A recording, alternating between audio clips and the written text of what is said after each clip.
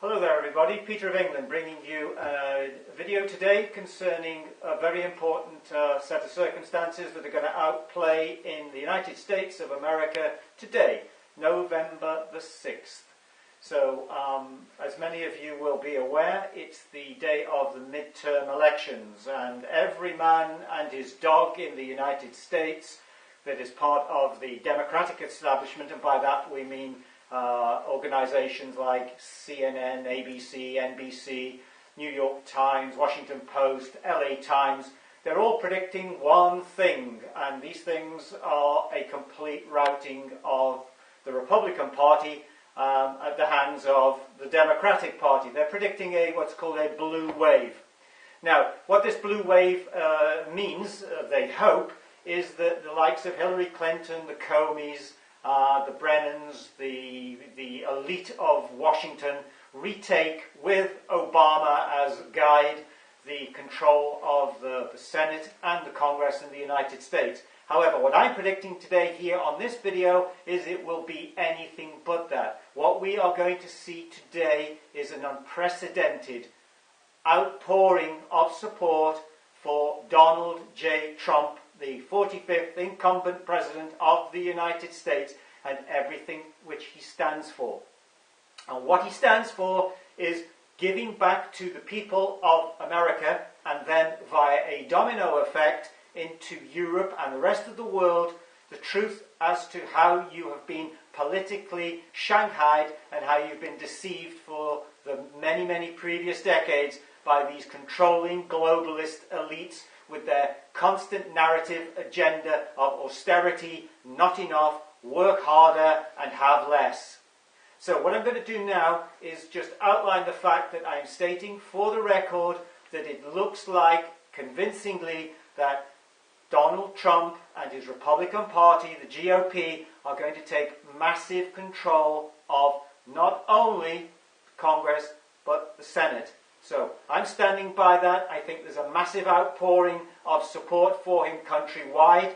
However, the mainstream media are predicting anything other. You have to ask the question though, why are all the mainstream media so vehemently opposed to this victory, or the truth of what's about to unfurl? Why are they constantly barraging him? Why are they constantly attacking him? We never saw this under the Bush administrations, both Bush father and junior. We never saw it under Clinton. We never saw it under Obama. It's a constant outpouring of Democratic bile globally, and it's coming from all the same parties and all the same individuals. So whether it's Merkel in Germany, whether it's May or Cameron or Blair, whether it is the Democrats in the United States, whether it's the PM of New Zealand or Australia or in Canada with Trudeau, it's always the same narrative. Everything against Trump and everything for the previous regime. So ask yourself why. So I'm just going to cover a few things now, a few articles that are commonly now being made and stated against Trump in the mainstream media. Newsweek. Trump admits the GOP likely to lose control of the House. Is this true? Russian trolls targeted politics, Twitter says.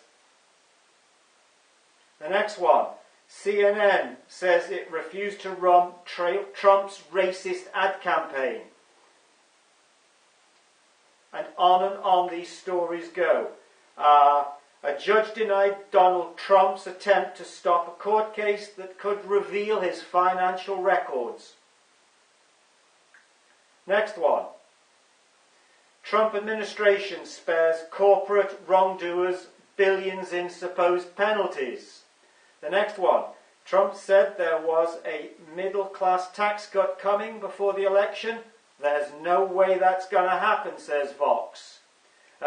New York Times, how the Trump enforcement numbers were calculated. This is about the border situation.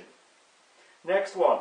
Trump supporting TV host fired for calling the Chinese slanty-eyed and yellow-skinned. Next story. CNN. Montana men write FU45, which stands for the expletive word, 45th president, in a field to protest Donald Trump's passage into a county. And on it goes. Twitter is not here for Donald Trump comparing crowd sizes with Barack Obama, says the CNN. US politics today, again, denouncing Trump. Trump faces a big test in the midterm and has brought all his worst traits to the fore, says the United Kingdom Independent. Richard Nixon was corrupt, but Donald Trump is evil, says John Dean of Newsweek. And on it goes. Newsweek again. Donald Trump is lying 30 times a day on average as the midterms approach, fact checker says. So on we go. The mainstream media is doing and has done up to now everything possible to destroy the man's reputation and not to focus on any of the positives. Now we have this caravan fast approaching the United States-Mexico border, and the military are there to defend the borders. If people want to come in, fine, then they come in legally. They don't just sashay across the border, as all sorts of individuals in there are undesirable, particularly people like MS-13 gang members. So, thank you for listening. The prediction is a massive red wave, a massive victory in the midterms.